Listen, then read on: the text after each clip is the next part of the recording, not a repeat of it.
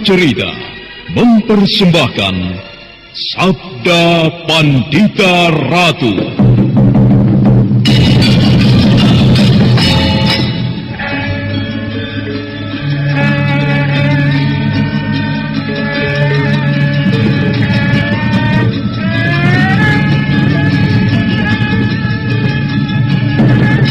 Kureguk anggur Mahadewa, kucicipi madu sabdanya. Bumi kuremas dalam genggamanku, matahari dan rembulan kutelan dalam perutku. Apakah mungkin aku akan menjadi bunga yang bisa kau petik dan kau sunting? Sementara jika layu, akan kau campakkan begitu saja, seperti cermin retak yang tak berharga.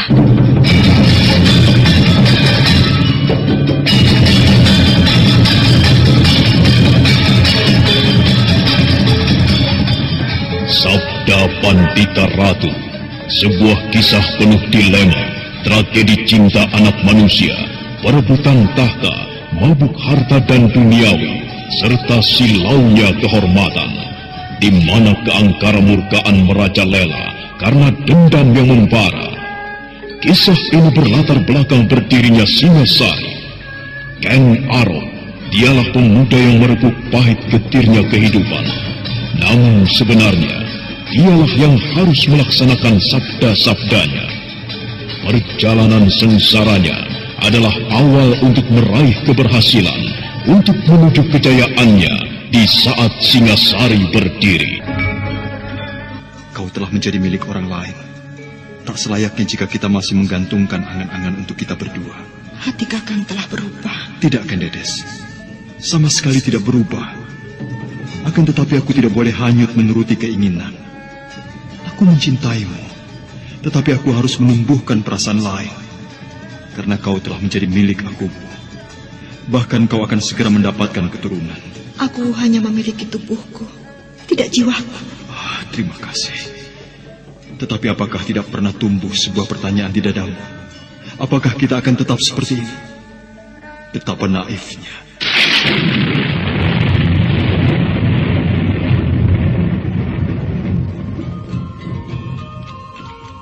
Sabda Pandita Ratu, naskah ditulis oleh Pondra Swasti Langit, diolah oleh Agus Nur Ismail, didukung oleh artis-artis terkemuka, Ferry Fadli, Eli Ermawati, M. Abud, Ivona Rose, dan lain-lain. Teknik dan montase, Ibing Arifin, dengan sutradara Dian Pertiwi. Sabda Pandita Ratu kali ini mengetengahkan episode ke-9 dengan judul Panas Bara Perapian, dengan para pemain Nanang sebagai Senopati Diposari, Aris Sudiro sebagai Senopati Prakolapati, Rusli sebagai Tunggul Amatung, Eli Ermawati sebagai Kendedes, Edi Dosa sebagai Kebo Ijo, dan Asdi Suhastra pengantar cerita. Apa yang dikatakan oleh Brahmana Loh Gawe bagaikan menyimpan sebuah pesona yang mampu merampas segenap perhatian Senopati Diposari. Brahmana Loh Gawe yang telah berusia lanjut itu berjalan tertatih-tatih, seolah tenaganya telah tidak mampu mengantarkan kemana tubuhnya bermaksud pergi. Serasa masih bergema di bagian dalam gendang telinganya apa yang telah dikatakan oleh Brahmana itu.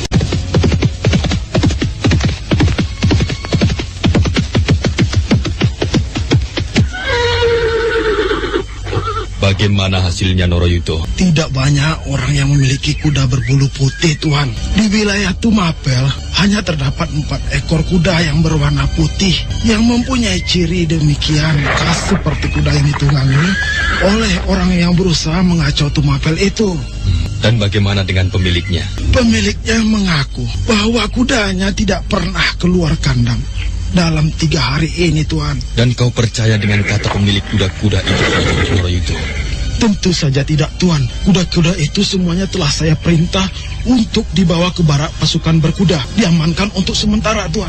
Bagus. Waktu kemudian bergeser cepat. Siang telah merambat sore, bahkan kemudian sore pun telah ditelan oleh datangnya malam. Dan sebagaimana malam-malam sebelumnya, Tumapel kembali diguncang oleh sebuah peristiwa yang menggetarkan. Perampokan. Bahkan Ken Arok sendiri terkejut ketika Kebo Ijo menyampaikan sebuah warta atas apa yang telah terjadi. Apa katamu? Ulangi, Kebo Ijo. Ada orang lain di luar kita yang juga melakukan perampokan. Saudagar Joyo Tangkar yang menjadi korban. Ia dibunuh bersama anak menantu laki-lakinya.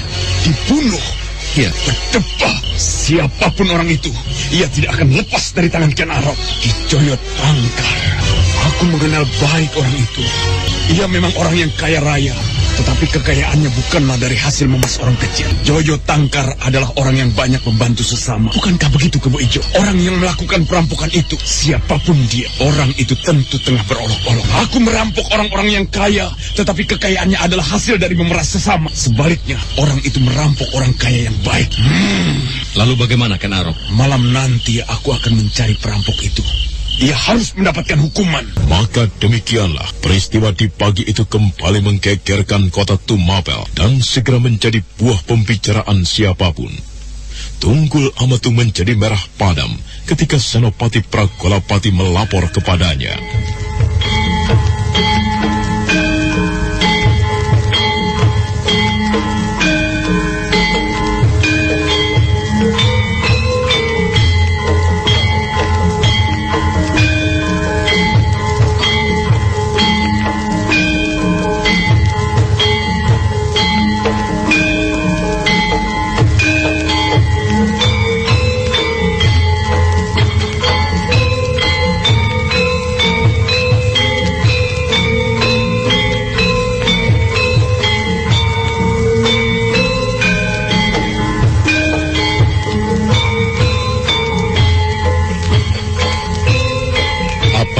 Kau laporkan kepadaku, Pragolapati. Ampun, tuanku. Hamba mohon 1000 ampun jika di pagi ini hamba harus melaporkan kembali perampokan yang terjadi. Semalam telah terjadi perampokan, tuanku. Ki Wonoboyo didatangi oleh perampok itu yang menguras habis harta bendanya. Akan tetapi, yang lebih dari peristiwa itu adalah perampokan atas Ki Joyo Tangkar, tuanku. Ki Joyo Tangkar? Benar, tuanku. Ki Joyo Tangkar beserta anak menantunya telah tewas. Pragolapati. Hamba tuanku Aku perintahkan kepadamu, bawa pasukan. Jika perlu segelar sepapan. Seret Ken Arok kemari. Kau dengar? Hamba tuanku. Hamba akan melaksanakan perintah.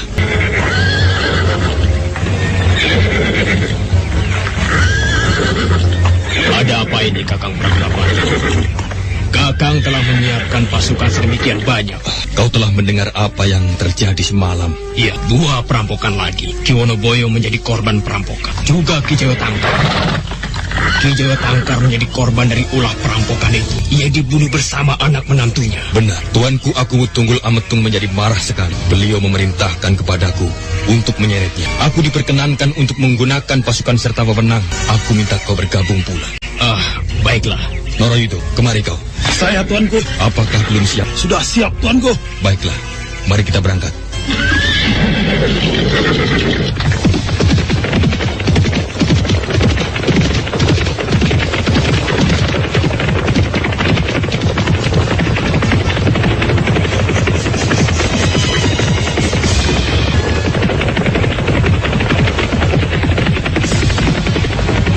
Di pagi itu pula, dari barak pasukan berkuda telah berderap sekelompok pasukan yang berkekuatan cukup besar, menumbuhkan tanda tanya kepada orang-orang yang berpapasan dengan mereka. Pada umumnya orang-orang itu segera menghubungkannya dengan perampokan yang telah terjadi. Dan dengan gerakan yang terlatih, maka dalam waktu singkat, rumah Kebo Ijo telah dikepung tombak-tombak telanjang, pedang-pedang tanpa warangka telah siap membantai mereka. Kepung rumah ini, jangan sampai ada yang lolos. Ken Arok, rumahku telah dikepung. Bagaimana ini? Biar saja. Jangan senyum-senyum, Ken Arok. Ini persoalan gawat. Jangan berisik. Kita temui mereka. Aku ingin tahu apa yang mereka kehendaki. Bukan kau yang dicari Kebo Ijo, tapi aku. Tenanglah. Ken Arok, keluar kau. Ayo keluar kau. Kau tidak perlu berteriak-teriak, Tuan Senopati Pragolapati. Telingaku cukup tajam untuk mendengar meski kau berbisik sekalipun. Ken Arok meneparkan pandangan matanya sambil tidak henti-hentinya mengumpar senyum. Beberapa orang prajurit nampak saling pandang oleh rasa tidak mengerti atau terkejut karena ternyata orang yang mereka kepung dan harus ditangkap adalah Ken Arok yang mereka kenal sebagai bekas pimpinan pengawal Istana Pakuan Tumapel. Bukan main. Siapa yang tidak mengenal kelompok pasukan khusus, pasukan berkuda yang dimiliki oleh Tumapel yang mempunyai nama yang menggetarkan dan disegani. Bukan hanya nama yang dimiliki, akan tetapi juga tandang gerayangnya yang kegerisi. Dan pasukan itu sekarang dipergunakan untuk mengepungku, menangkapku, atau bahkan dilengkapi wewenang untuk membunuhku. Bukankah begitu, Tuanku Senopati Pragolapati? Jangan banyak bertingkah, Ken Arok. Aku mendapat perintah dari Tuanku Aku Tunggul Ametung untuk menangkapmu. Menangkapku dengan pasukan segelar sepapan yang begini besar? Luar biasa. Hanya untuk seorang Ken Arok. Hanya untuk seorang Ken Arok. Tuan Senopati, lihat, beberapa orang prajuritmu saling berpandangan. Mereka nampaknya kebingungan. Mengapa untuk menyeret Ken Arok ke hadapan Aku Tunggul Ametung harus menggunakan pasukan yang sedemikian besar? Jangan banyak bertanya, Ken Arok. Ayo, kau aku bawa ke Istana Tumapel. Tunggu dulu, Tuan Senopati yang gagah perkasa dan berwibawa. Tidak semudah itu membawa Ken Arok. Harus ada persoalan dan penjelasan yang jelas. Mengapa dan atas kesalahan apa aku dibawa menghadap Aku dengan cara seperti ini? Nanti Tuanku Aku yang akan menjelaskan. Tetapi kau tentu mengetahui persoalannya. Mengapa harus berbelit-belit? Katakan saja. Aku tidak perlu mengatakan, Ken Arok. Baik. Kalau kau tidak mau mengatakan, aku tidak bersedia. Bagaimana? Aku membawa wewenang untuk menggunakan pasukan yang aku bawa ini. Jika kau berani melakukan itu, Pragolapati, maka aku akan mengamuk. Dan jika aku mengamuk, pasukanmu akan tumpas. Sombong dia. Ya, sombong. Tumpas pasukan. Seperti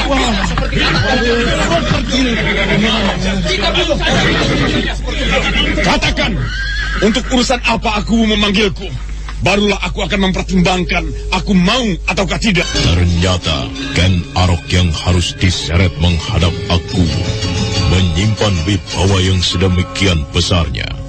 Senopati Pragolapati yang meski telah membawa prajurit-prajurit pilihan dari kelompok pasukan berkuda menjadi kebingungan ketika Ken Arok memintanya untuk menjelaskan mengapa dirinya dipanggil menghadap Aku. Katakan, jangan hanya kebingungan saja kau Senopati Pragolapati.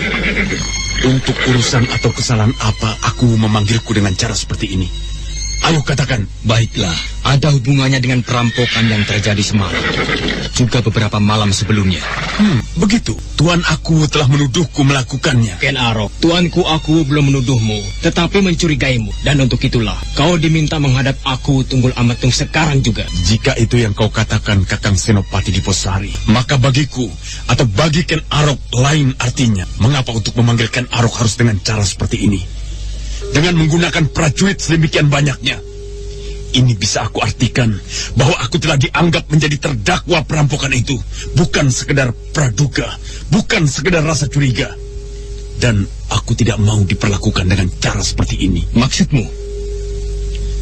Maksudku sudah jelas. Aku tidak mau diperlakukan seperti ini. Ken Arok, aku telah membawa wewenang untuk membawamu. Meski dengan cara kekerasan, atau meski harus menggunakan bebanten korban yang berjatuhan. Baik, aku layani. Dengan senang hati aku akan melayani. Dan jangan salahkan aku jika cukup banyak prajuritmu yang akan aku tumpas di tanganku. Prajurit, tangkap Ken Arok atau bunuh jika melawan. Tunggu. Mengapa kau mencegah Diposari? Kakang Senopati, ada sebuah cara yang bisa dipergunakan selain cara ini. Izinkanlah aku berbicara, Ken Arok. Bagaimana? Mungkin ada cara lain yang kau kendaki, tetapi kau bersedia menghadap aku. Aku tidak keberatan untuk memenuhi panggilan aku, tetapi tidak dengan cara seperti ini. Juga tidak dengan kedudukan seperti ini. Tidak dengan cara menggunakan prajurit yang sebanyak ini. Seolah aku benar-benar telah dianggap sebagai terdakwa yang jelas bersalah. Lalu, apakah jika Kakang Pragolapati memerintahkan prajurit-prajuritnya untuk pergi, kau akan bersedia dibawa ke Istana Pakuwon? Baik, aku tidak keberatan. Nah, Kakang, kau telah mendapatkan jawaban dari Ken Arok. Kau tidak perlu merasa kehilangan muka. Kau bisa memerintahkan kepada prajuritmu untuk kembali ke baraknya. Sementara itu, Ken Arok juga tidak perlu merasa dibeset wajahnya. Baik. Tetapi aku ingin mendapatkan ketegasan jawaban Ken Arok sebagai seorang lelaki yang berjiwa jantan. Baik. Aku tidak akan tinggal gelanggang colong pelayu melarikan diri secara pengecut dari persoalan ini, Kakang Pragolapati. Pergilah kau dengan segenap pasukanmu. Aku tidak mau pergi ke istana bersama-sama denganmu. Karena masih akan berbau anggapan bahwa aku ditangkap. Pergilah, aku akan menyusul ke istana. Tidak, Ken Arok. Aku bersedia membubarkan prajuritku untuk meninggalkan tempat ini. Akan tetapi, kau harus bersama aku menghadap aku. Aku tidak mau. Kalau kau memaksakan diri, silahkan. Mumpung prajuritmu masih lengkap berada di sini. Kakang Pragolapati, sebaiknya kau penuhilah permintaannya. Biarlah aku yang akan mengantarkan Ken Arok menghadap aku. Baik. Baik. Aku akan mendahului menghadap aku Tunggul Ametung. Dan aku minta Kebo Ijo ikut serta pula. Tentu. Kebo Ijo tentu akan menyertai pula ke istana.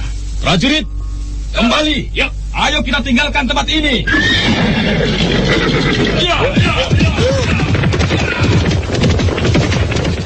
Didahului oleh Senopati Pragolapati yang berpacu di depan sendiri, maka para prajurit segera berderap meninggalkan Ken Arok, Kebo Ijo, serta Senopati Diposari yang berdiri termangu. Kelompok prajurit itu terus berderap meninggalkan debu yang mengepul di sepanjang jalan. Tetapi ketika mereka melintas mendekati alun-alun, Senopati Pragolapati memberi aba-aba untuk berhenti.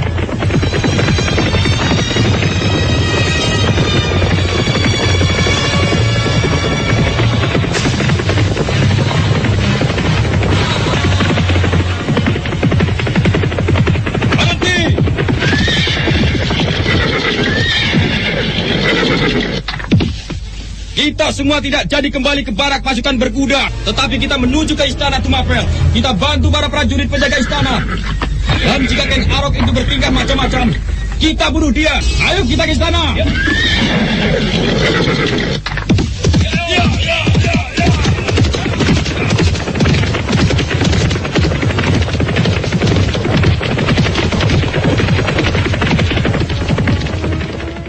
Ada apa, Senopati Pragolapati? Mengapa kau membawa prajurit sedemikian banyak memasuki wilayah istana?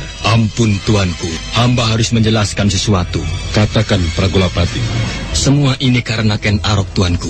Senopati Pragolapati kemudian menjelaskan semua yang telah terjadi, tanpa secuil kecil pun yang tercecer atau terlampaui. Aku Tunggul Ametung mendengarkan dengan seksama, dan kemudian mengangguk-anggukan kepalanya. Demikianlah, tuanku. Hamba mohon tuanku berkenan untuk mengerti atas tindakan yang telah hamba ambil. Baiklah, aku bisa mengerti, Pragolapati. Maka demikianlah, ketika matahari memanjat sedikit lebih tinggi, yang ditunggu-tunggu akhirnya datang. Ken Arok dan Kebo Ijo yang dikawal oleh Senopati Diposari memasuki halaman istana Tumapel. Ken Arok mengumbar senyum melihat bekas anak buahnya serta beberapa prajurit yang berjaga-jaga di setiap sudut. Oleh Pragolapati, Ken Arok bersama Kebo Ijo serta Senopati Diposari dibawa menuju ke pendopo. Bukan suatu hal yang sewajarnya, karena biasanya pendopo dipergunakan sebagai tempat pasewakan. Bukan main, sebuah kehormatan yang luar biasa. Agaknya aku telah siap menerimaku di sini, di pendopo tempat seba, pendopo pasewaan. Jangan kau merasa besar kepala, Ken Arok. Di tempat ini aku justru akan menentukan bagaimana nasibmu. Aku tidak akan ingkar. Akan tetapi ada baiknya kau menemui aku Tunggul Ametung yang nampaknya sedang tidur saat ini, Senopati Pragolapati. Apa maksudmu, Ken Arok? Beberapa hari yang lalu aku pernah menghadap aku dengan ditemani oleh Bapak Brahmana Loh Gawe. Aku menghadap mulai saat petang. Namun ketika waktu telah melewati hari tengah malam, barulah aku menerima kami. Aku tidak ingin hal itu terjadi lagi kali ini. Karena hal itu aku nilai sebagai keangkuhan dan kesombongan. Jika hal itu terulang, lebih baik aku pergi. Wajah Senopati Pragolapati tiba-tiba menjadi merah padam mendengar ucapan Ken Arok. Namun Senopati Pragolapati tidak bisa berbuat apa-apa kecuali hanya menunggu. Ternyata apa yang dikatakan oleh Ken Arok benar. Meski beberapa saat waktu berlalu, aku Tunggul Ametung belum muncul juga di pendopo. Nah, apa kataku? Betapa sombongnya orang itu. Kau tidak bisa mengatakan aku sombong, Ken Arok. Sesukaku. Pada kenyataannya memang begitu. Aku yakin, meski aku telah menghadap sekarang, namun baru malam nanti atau bahkan barangkali besok, aku akan menemui kita di sini. Selamat tinggal. Ayo Kebo Ijo, kita tinggalkan tempat ini. Tunggu. Kau mau apa? Kau tidak bisa berbuat seenakmu sendiri. Kalau begitu kau mau apa? Bukankah dari awal beradu nyawa pun aku siap melayani? Ayo Kebo Ijo, kita tinggalkan tempat ini. Jika itu yang akan kau lakukan, Ken Arok, maka benar-benar akan terjadi pertempuran di tempat ini. Jangan hanya sekedar berbicara, Pragolapati. Bukankah dari awal aku sudah mengatakan bahwa aku siap melayani? Kakang Pragolapati, tenang. Ken Arok, sabarlah. Berilah kesempatan aku bicara. Kau duduklah, Ken Arok. Memang ada benarnya aku harus segera diberitahu. Tuanku, aku telah tahu. Justru karena itu, aku Tunggul Ametung telah tahu. Akan tapi ia membiarkan kita di sini menunggu tanpa kejelasan. Itulah yang aku persoalkan. Aku pernah mengalami peristiwa seperti ini, dan itu aku rasakan sebagai suatu hal yang sama sekali tidak enak, membuat sesak di dada. Nah, lebih baik aku pergi. Sabarlah Ken Arok, sabar. Duduklah. Biar aku yang akan menghadap aku untuk berbicara. Itu bagus. Aku memang tidak suka duduk di sini berlama-lama tanpa kejelasan. Biar aku yang menghadap Tiposari. Kau tunggu di sini. Nah, itu lebih baik. Dengan wajah yang masih nampak merah padam, Senopati Pragolapati segera beranjak pergi, diiringi tatapan mata Tiposari dan Kebo Ijo. Sedangkan Ken Arok memandang kepergian Pragolapati dengan tersenyum-senyum. Adalah Kebo Ijo yang merasakan ketegangan luar biasa di dalam hati. Dia justru mengumpat, meski umpatan itu hanya bergema di dinding hatinya sendiri. Kau memang keterlaluan, Ken Arok. Mengapa? Kau membuat jantungku serasa akan terlepas. Supaya tidak lepas, pegangi jantungmu erat-erat, Kebo Ijo. Permainan yang benar-benar gila. Gila, tetapi menyenangkan. Aneh jika kau bisa mendapatkan rasa kesenangan dari permainan ini, Ken Arok. Dada Senopati Tiposari berdesir mendengarkan Arok yang berani tertawa lepas tanpa kendali. Suara itu bisa sampai di bagian istana dalam dan bisa dianggap sebagai perilaku yang tidak patut. Namun tiba-tiba Senopati Tiposari terbayang pada seorang kakek tua yang telah meninggalkan sebuah tanda tanya pada dirinya. Tanda tanya yang selalu menggoda hatinya kapan saja. Anak Mas, apa yang akan aku katakan ini boleh kau anggap sebagai sebuah teka-teki yang harus anak Mas cari sendiri jawabnya. Atau janganlah anak Mas bertanya kepadaku. Apakah jawabnya? Ken Arok adalah sebuah takdir. Aku atau siapapun tidak akan ada yang mampu mengubahnya. Berulang kali, Tiposari mencoba mencari makna dan jawab dari kata-kata Brahmana Loh Gawe itu. Tetapi senyampang ia melakukannya, dia tidak pernah menemukan jawabannya. Untuk mengetahui apakah jawabnya, tampaknya aku harus menunggu dan menunggu. Apa yang kau lamunkan, Kakang Senopati Tiposari? Tidak. Aku tidak melamunkan apa-apa. Ken Arok tersenyum lepas. seolah tidak menyimpan beban apa-apa. Hal itulah yang justru membuat Senopati Diposari bertanya-tanya, orang macam apakah Ken Arok itu yang mampu bersikap seperti itu? Sementara itu, langkah Senopati Pragolapati telah sampai di pendopo dalam. Dia telah menemui seorang pelayan dalam dan mengajukan permohonan untuk bertemu dengan aku. Nah, saudara pendengar, untuk mengetahuinya, nantikanlah kelanjutan kisah ini dalam seri berikutnya. Sampai jumpa.